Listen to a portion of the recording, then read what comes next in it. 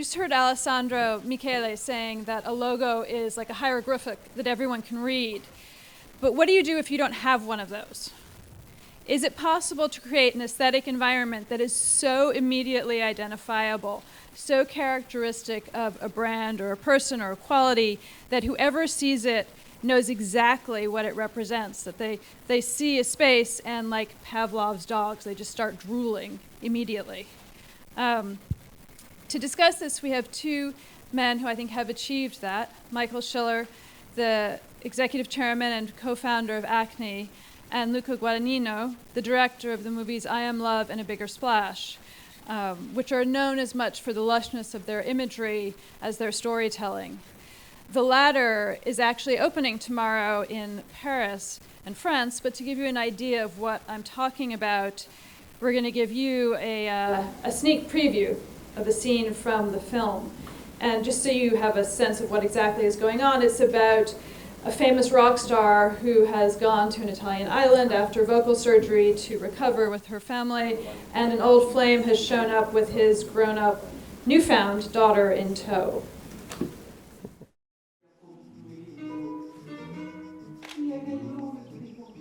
Well, why are we listening to this? You want to end up in a padded room? It was on the turntable. Oh, I know, but it's shit. What have we got here? No, Roxy music, no. Uh-oh, some of this is good shit. Look what they have. Wait, where's Pen? Pen! Pen!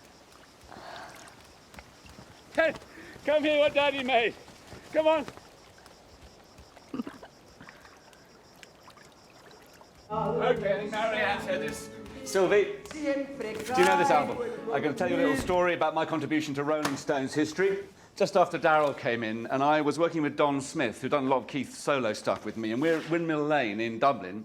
I remember it's raining, non-stop Irish rain, wouldn't fucking stop, and I was quitting smoking, so it was coffee, coffee, coffee. And this song, which you are going to hear, it just wasn't fucking working. Keith is insisting no drums, you know, and we're working away, and I think, no, I go to Keith and I say, okay, so can Ronnie do a track on pedal steel? He goes, yeah, but no drums. So I'm thinking, what the fuck? So I give Mick castanets. So you've got Chuck Lovell on the harmonium, and everyone is folding in all this beautiful shit. But this song is not taking off. So I say to Keith, do you trust me? He goes, yeah.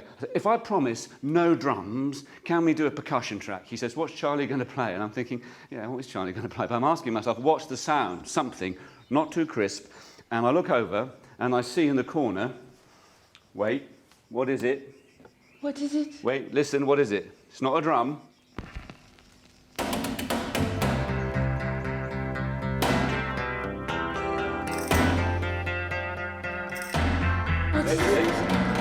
What's that?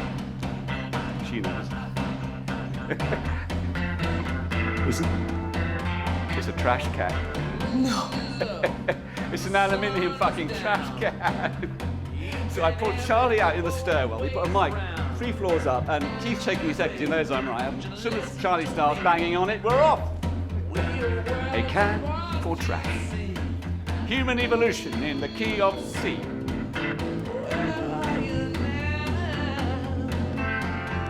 Yeah, all that, still can't fucking move to it, you know. Okay. What else have we got? Aha. Okay, this is tops.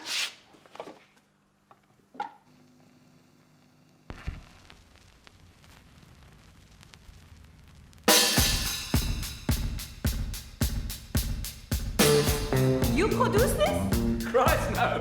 I was 16. This is tops. I didn't know it then, but I do now. Is there nothing I can say, nothing I can do? Change your mind, I'm so in love with you. We're too deep in, you can't get out. Just a poor girl in a rich man's house.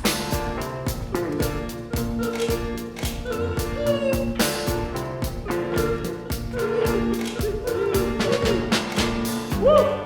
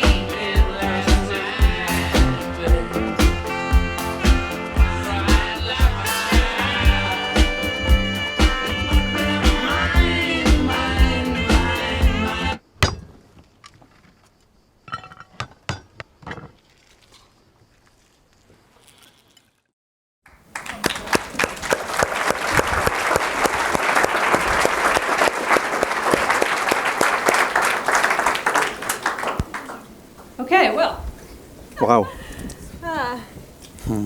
So Luca, what I want to know is, how'd you get Ray Fiennes to dance like that? Can you demonstrate? Rafe is a strange bird. We all know him from these fantastic performances of brooding characters, and then I meet him in New York, and I hand him the script, and I tell him I want to make a movie about this music producer who thinks that his times are never going to go away. He reads the script 2 days later, says, "You know me, how do you know me?" So there was something in him. But then, because he's a very precise person, it took 3 months of rehearsals with this great choreographer to go there. Okay. One of the things I was struck by, besides the moves, watching the film, was how much his look, his clothing, actually mirrored, the furniture and the environment of the island. I mean, how much of that is planned? How much of it do you think? How important is that to you? Well, it was really important to me, and it was very fascinating to listen to all the conversations today, because doing something different from the actual creation of a product to sell, we still make something that we have to sell, which is a movie. And because this is a movie that comes from an iconic film of the past, La Piscine, that many people here know for sure, I really interrogated myself about what is the concept of iconicity today, starting from such a great icon. And I really delved into this multifaceted world in which we are right now, in which there are no hierarchies, in which you can juxtapose things and create a new pattern out of a couple of patterns, or more than a couple of patterns. And the idea of rock and roll was the foundation of all these, and the past of rock and roll, and what is meaning now rock and roll. So we wanted to really deliver a sense of contemporaneity, and that was in a way nostalgia, but in another way a need to move forward. And we did that in the narrative, which we could talk about afterwards, but also we did it in the imagery. I was looking at this sequence, and it's all about iconicity. You have the Stones, who are an icon by themselves. You have patterns in the furniture, in the thing that comes from other brands and things. We wanted to create this kind of juxtaposition. And Mikael, when you were thinking about Acne, and as you've thought about it, if you've grown it over the last couple of years, how much of a role has maintaining, certain defined characteristics beyond the actual products you sell played in creating the brand?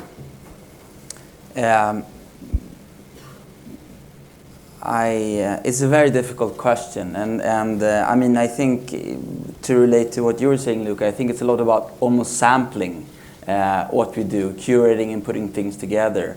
And I think what has been very important for us from an historical perspective is that we're quite eclectic. It's not like this is exactly their style, but at the same time, I think we've been able to keep a red thread through what we've been doing. And I mean, it's a lot about Johnny Johansson, my business partner and our creative director's vision, I would say. And I mean, what characterizes that vision? What is your thread? Can I show some pictures, maybe? I can show pictures. I mean, I think first of all, the product is extremely important. We came from advertising, and Johnny made this pair of jeans 20 years ago. And then we've developed kind of trying to combine the street with pret-a-porter, but coming from jeans. And I don't think anyone else has gone that way before. Acne actually stands for something. It's an acronym. I don't know if everyone knows what it stands for, but maybe you want to talk a little bit about that, because I think it reflects your approach. Do you want to hear the true story or just the story? True story! The true story. Okay, the true story is that it was an acronym for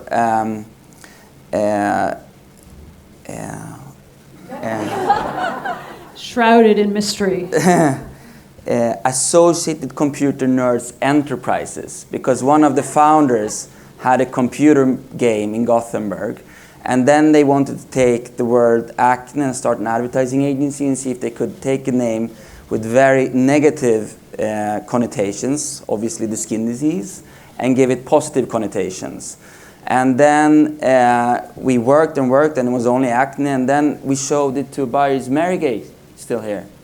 We showed it to a buyer at Harrods, I think in 2004 or something like that. And then they said, we cannot buy these products if it says pimples on the back pocket. So then we had to come up with a very good explanation. And then we said it was ambition to create novel expression. And I think that Julie Gilhart at that time was at Barney's, and they were fine with the Acne as long as we printed white on white, black on black, so people could almost not see the name and the logo. Okay. Luca, is there a kind of characteristic look for your films? Do you think there's something identifiable that is yours? Well, that's to other people to say. For other people to say, I like to think of myself as an eclectic. I think that's really what I strive for. I think it's important to understand the environment and the place we are setting your story, or even the moment in which you are doing your movie. And we always, like you, think in forward, because we are doing a movie now that's going to come out in 2 years' time, or even more. What I like is both a very great deal of truth toward the story. Like in this case of A Bigger Splash, it was about rock and roll people, so we wanted to be very precise, but it's also about desire. And I like the idea that the way you portray a character in space can be, in a way, a novelty for an audience, but still hit their desire for more of the story.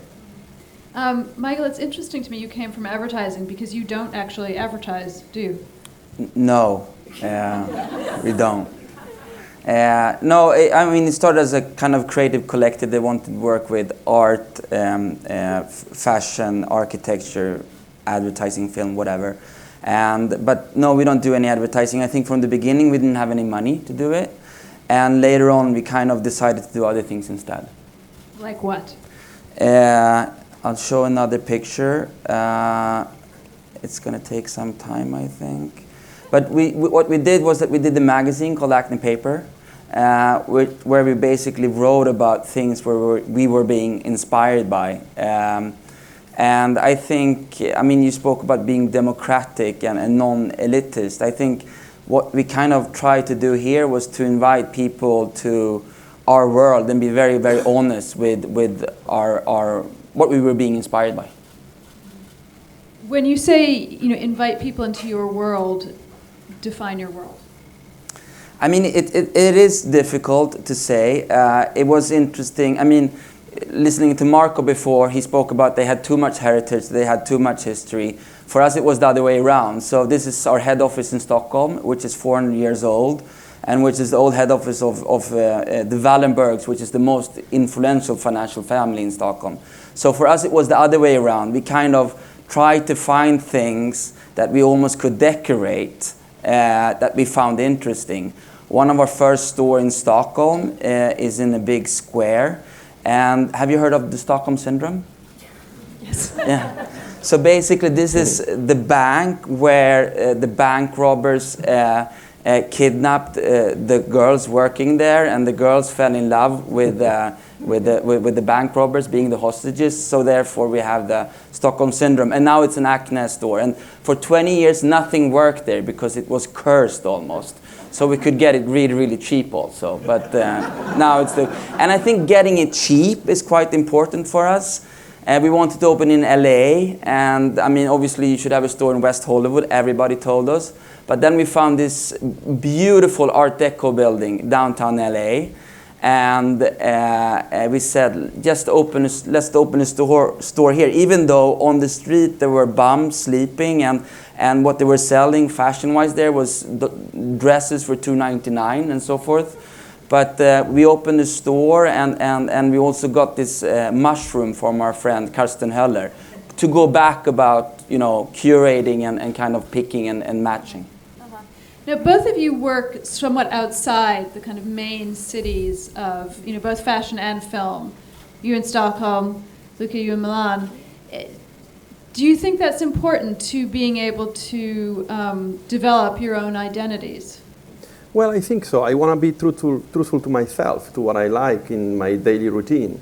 Not that I don't travel, I travel a lot, but when it comes to creating, I like the idea of factory. Like I work in this little town called Crema near Milan, and I bring everybody there from all over the world. And we stay there for months working on things. It's more concentrated. I think it's very interesting. It's interesting what you just explained about the shops and your policies about that, because it takes, to me, the concept of provocation in a way, and instinctual provocation, which I share with you guys. I think it's important to find the balance of how you push the boundaries and yet you create desire, and I think that's fantastic. How do you find that balance? Risking, probably, and so far so good, but and also surrounding yourself with great collaborators, as you saw with Rafe, Tilda, and Dakota, and the rest on the screen. Michael, do you agree? You also work with a sort of tight community of people for a long time. Yes, I mean, we are kind of management owned, and you and I spoke a lot about this yesterday and also today, and I think that kind of, it also gives a freedom, because the people working are really the people deciding. I even tell my board of directors that we just want your opinion, but sometimes we're not going to listen to your opinion. And they like that? They're okay with that? So far. But yes, there's a small community, and I think there's an exploration in it, and I agree with you also, being outside of the circle can sometimes be quite good. It gives a bit of naivety, you see that? Which sometimes is harmful, but sometimes also a bit refreshing. Okay, I have one last question, and then we'll open it up to the audience.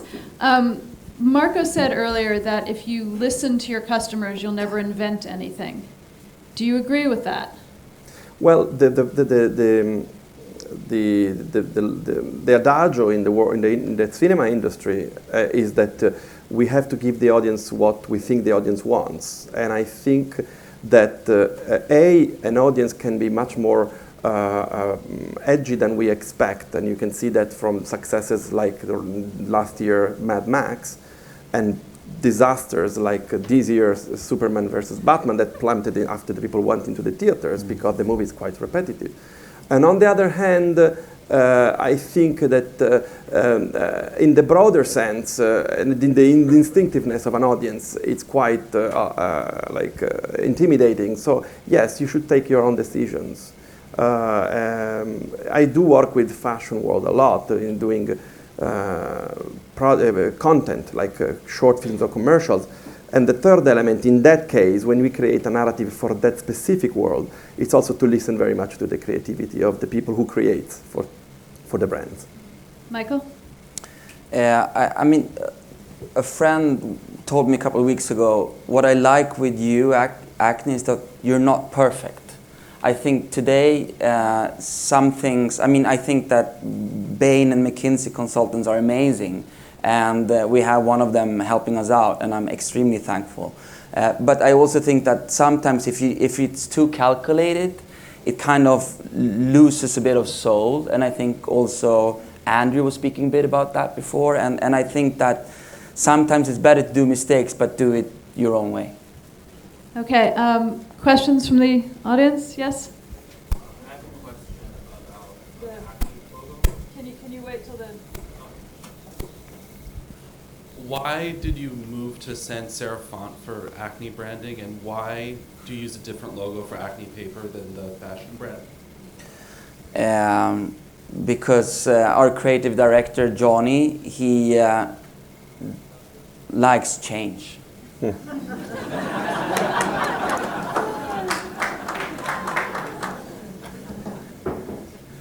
That's interesting. Have you noticed a response since it changed?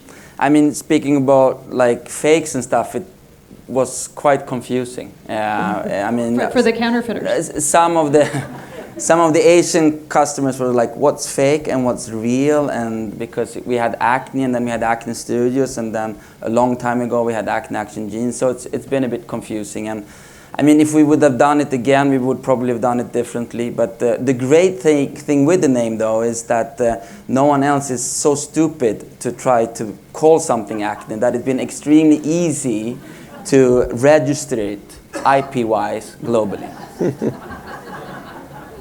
Any other questions? Come on. I'm going to call on somebody. Okay. What is more important for you, music, images, actors? Well, I think what we all rely is the human relationship. So I would say the performance, which brings me to both the narrative and the writing and the performers. Of course, then you have to create an object that is an object that fulfills a lot of emotions. And so music and light, all this stuff are really important. How important to you is fashion in film? Because you have, I mean, as you said, not only made commercials with fashion houses, but in fact, worked with brands on the movies. Because Dior, for example, worked with you on Bigger Splash. Yeah, we in A Bigger Splash, Marianne Lanes, which is this mega rock star, the character has been developed in terms of the look with the costume designer Giulia Piersanti, who comes from fashion, by the way, and the House of Dior and Raf Simons when he was at Dior. I like that. I mean, in my imagery, I'm a cinephile, so I was fascinated to read like Wardrobe by Hubert de Givenchy. It was so cool, and I always dreamt one day we'll do Wardrobe by Christian Dior, and we did it, and it's a fulfillment. But I started working when I was very, very young, like in 2000 or even 1999 with the Costume National. We worked together, and this was my first collaboration with fashion on theater play we did. And I think fashion has, above all things, a sense of the human silhouette that the costume design as cinematic doesn't, because it's very theatrical. And I like to have an urgency in the way I communicate visually my characters, and I think that is very beneficial. Michael, have you ever worked with a film company? Would you? He's available. Why not? Sorry, one more question. Just a quick question. How is Acne approaching social media or innovating in social media? Who's asking? Oh, hi. Johnny doesn't like social media. I mean, I think our approach is to, I mean, we spoke about branding and advertising. I think it's, a long time ago, we said branding by doing. It's actually what you do, which makes a difference. And we also spoke about like the clients or the customers mixing and matching and posting whatever they want. I mean, I think our core idea is to try to make great and interesting things. And if we do that, people like to talk about it, people relate to it, and so forth. So a kind of very straightforward approach to it. Sorry? A result rather than a strategy. Yeah, I mean, I think if you're a fashion brand today, there's so many things to think about. So I think we try to make it a bit more simpler, like not make it too complicated, then really trying to focus from the beginning on the product, in the broader sense on the product and the packaging of the product. And now also, I mean, what our stores look like and what service we have in the stores. And I think, I mean, there's a good thing. I mean, it's a scary thing with the social medias and you have no control. But also the great thing with it, I think, is the democratization of the message. So if you do great things, people will talk about it. And you know, it becomes quite fair in a way. Okay, one final question, Santiago.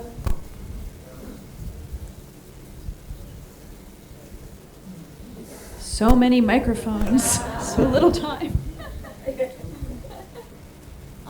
This is for Luca. The sets in your movies are extremely beautiful and perfectly curated, almost like characters. Is there a particular reason? I mean, I think that the figure in the landscape is the most important thing, and I think we are who we are because of the environment in which we live in. And so I do believe very much in what you just said. Thank you so much, because I have tried to go away from the idea that an emotion has to be driven by information addressed by dialogue. I want to see visually what is the relationship between the person and the space, or the people in the space. So I really tried to make sure that the actual space is a character in itself. Yes, I do. Okay, I lied. I have one more question. Michael, do you think of your stores like sets? Yes. Okay, there you have it. Thank you very much.